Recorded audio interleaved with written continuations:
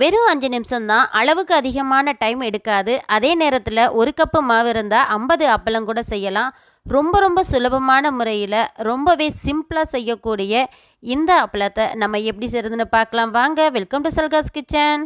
இப்போ நம்ம அது செய்கிறதுக்காக 1 கப் அளவு அரிசி எடுத்திருக்கேன். அதாவது நார்மலா நம்ம வீட்ல இருக்கக்கூடிய வீட்டுக்கு சாப்பாட்டுக்கு பயன்படுத்தக்கூடிய அரிசி தான் எடுத்திருக்கேன். பச்சரிசி எடுக்கல. இப்போ இது வந்து ஒரு 4, 5 மணி நேரம் நல்லா ஊற வச்சு எடுத்துட்டு, இந்த மாதிரி தண்ணியை வந்து நல்லா வடித்து எடுத்துக்கோங்க.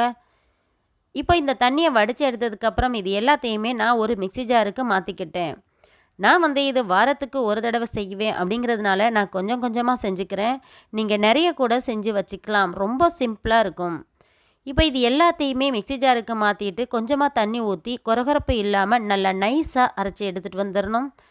அரைச்சிட்டு வந்ததை இப்போ ஒரு பவுலுக்கு நம்ம மாற்றிக்கலாம். தண்ணியோட பக்குவம் எப்படி இருக்குங்கிறத நான் காட்டுறேன். அது வரைக்கும் வீடியோவை ஸ்கிப் பண்ணாமல் பாருங்கள். இப்போ இது எல்லாத்தையும் சேர்த்து நல்லா கரைச்சி விட்டுருங்க. தேவையான அளவு உப்பு, ஜீரகம் 1/4 டீஸ்பூன் அளவு, சில்லி ஃப்ளேக்ஸ் இது இருந்துச்சுன்னா சேர்த்துக்கோங்க. இல்லைன்னா 4-5 வரமிளகாவை பல்ஸ் மோடில் வச்சு அரைச்சிட்டு சேர்த்துக்கலாம்.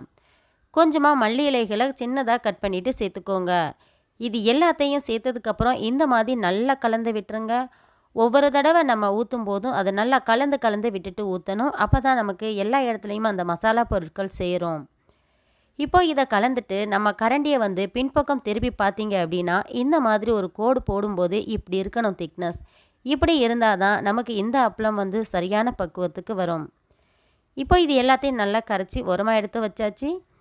இப்போ இந்த மாதிரி நான் ஒரு பாத்திரம் எடுத்திருக்கேன். அதில் நல்லா தண்ணி அரைவாசி அளவு ஊற்றிக்கோங்க. இப்போ அந்த பானைக்கு மேலே போடுறதுக்காக ஒரு காட்டன் துணி எடுத்திருக்கேன். அதை வந்து கட்டுறதுக்காக அதே துணியில் சின்னதாக கட் பண்ணி எடுத்திருக்கேன். இப்போ வந்து இதை வந்து நல்ல டைட்டாக நம்ம கட்டி விட்டுறலாம். இந்த மாதிரி சமமான அளவாக இருக்கணும்.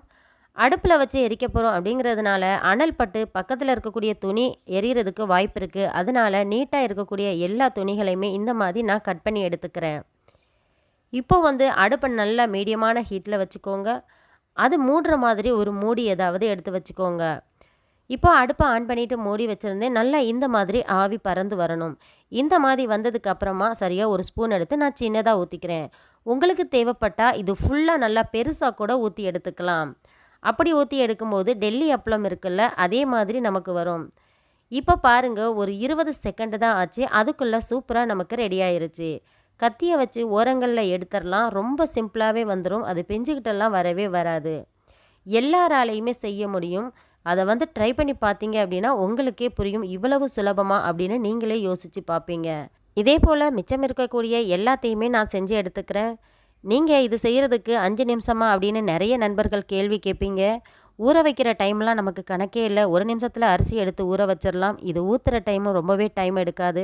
ட்ரை பண்ணி பார்த்தீங்க அப்படின்னா 5 நிமிஷம் தான் ஆகும் அப்படின்னு நினைப்பீங்க. நான் வந்து இப்போ இதை நைட் டைமில் செஞ்சிட்ருக்கேன். ஒரு 7 மணி அளவு இருக்கும். இதை வந்து செஞ்சு அப்படியே நான் வந்து ஃபேன் காற்றுக்கு கீழே நைட் ஃபுல்லாக வச்சுருவேன். இதுக்கு வெயில் தேவையே இல்லை. வீட்லேயே வச்சிங்க அப்படின்னா ஒரு நாள் ஃபுல்லாக இது காஞ்சிச்சின்னா இந்த மாதிரி வரும். நான் வந்து நைட் செஞ்சு வச்சுருந்தேன். காலையில் பார்க்கும்போது இந்தளவுக்கு காஞ்சிருந்துச்சு. வெயில் கொஞ்சம் நல்லாவே அடித்ததுனால ஒரு மணி நேரத்துக்கு நான் வெயிலில் கொண்டு அப்படியே விட்டுட்டேன். இப்போ பார்த்தீங்கன்னா ஒரு மணி நேரத்துக்கு அப்புறம் பார்த்தேன் ரொம்பவே நல்லா காஞ்சிருந்துச்சு.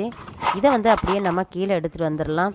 வெயிலே தேவையில்லை. வீட்டுக்குள்ளேயே நம்ம செஞ்சிடலாம். இருந்தாலும் வெயில் அடித்ததுனால நான் ஒரு மணி நேரம் வச்சுருந்தேன். இப்போ இதை பொரிக்க ஆரம்பிச்சிடலாம். ஆயில் வந்து கம்மியான அளவு தான் ஊற்றிருக்கேன். இப்போ இதை வந்து நம்ம பொரித்து எடுத்துடலாம். ரொம்ப ஹையில் வச்சு பொரிக்காமல் மீடியமான ஹீட்டில் வச்சு பொரித்து எடுத்துக்கோங்க. இதே போல் நான் மிச்சம் இருக்கக்கூடியதை பொரித்து எடுத்துக்கிறேன். இப்போ வந்து நம்ம பார்க்குறதுக்காக 2 மட்டும்தான் நான் பொரித்து காட்டியிருக்கேன். ஆயில் அதிகமாக குடிக்காது. டேஸ்ட்டு ரொம்ப நல்லாயிருக்கும். அப்படியே நம்ம டெல்லி அப்பளம் கடைகளெல்லாம் வாங்கி சாப்பிடுவோம்ல அதே சுவையில் இருக்கும். மொறுமொறுப்பு தன்மை ரொம்பவே நல்லா இருந்துச்சு. கண்டிப்பாக நீங்களும் ட்ரை பண்ணி பாருங்கள். ரொம்ப ரொம்ப சுலபமாக செய்யலாம். செய்து பார்த்துட்டு எப்படி இருக்குன்னு கமெண்ட் பண்ணுங்கள். நெக்ஸ்ட் வீடியோவோட பார்க்கலாம். பாய்.